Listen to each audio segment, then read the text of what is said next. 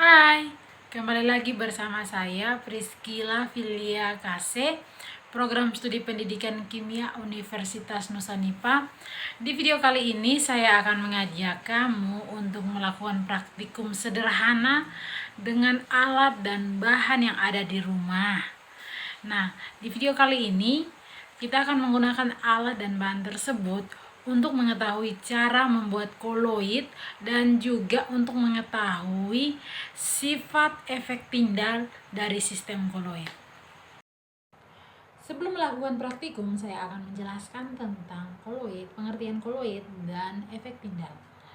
Koloid sendiri adalah campuran antara zat heterogen dengan dua atau lebih zat, di mana ukuran partikel-partikel dari zat akan terdispersi atau menyebar atau terpecah merata ke zat yang lain.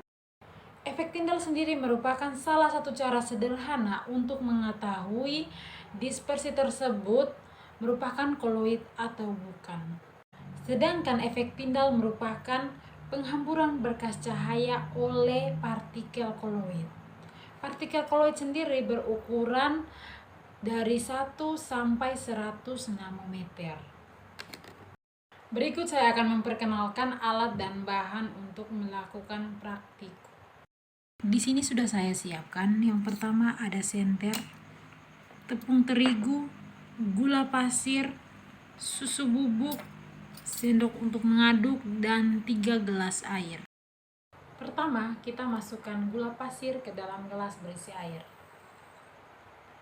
Lalu kita aduk. Yang berikut kita masukkan susu bubuk ke dalam air.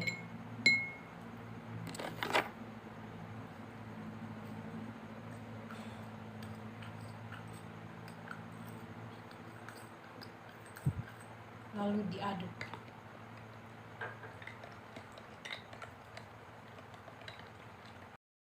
Dan yang terakhir kita masukkan tepung terigu ke dalam air.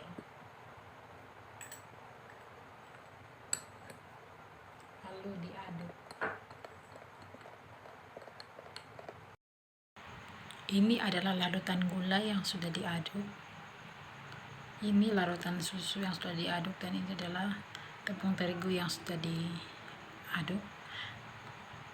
Larutan tepung ini jika ditunggu setelah beberapa saat kemudian dia akan mengendap, sedangkan susu tidak. Begitu juga dengan gula. Untuk mengetahui efek pindal, mari kita lakukan hal berikut. Ini adalah larutan gula. Kita nyalakan senter yang diarahkan ke kertas putih. Kita bisa lihat berkas cahaya yang menembus larutan dan nampak di kertas. Yang berikut larutan susu.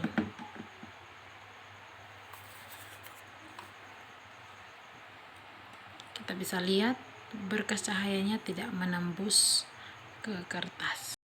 Ada larutan tepung. Kita nyalakan senter. Bisa dilihat berkas cahaya juga tidak menembus larutan, sehingga di kertasnya tidak ada cahaya.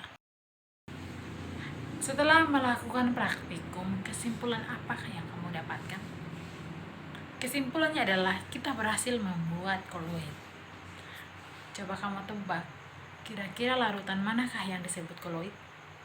Tentu saja larutan susu. Kenapa bisa begitu? Karena pada dasarnya partikel air dan susu mempunyai level kepolaran yang berbeda.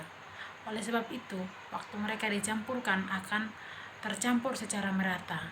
Kita kembali lagi ke pengertian koloid, bahwa partikel-partikel koloid yang tercampur secara merata dengan zat lain, itulah yang disebut dengan koloid. Sedangkan pada sistem tindal, tadi setelah kita melakukan praktikum, kita dapatkan efek pindalnya, yaitu pada penghamburan cahaya dari larutan sejati, yaitu larutan gula. Bisa kita lihat sendiri tadi setelah senternya diarahkan ke gelas yang berisi larutan gula, cahayanya dipantulkan di kertas. Inilah yang disebut dengan efek pindal. Sekian video praktikum kita hari ini. Sampai jumpa. Salam chemistry.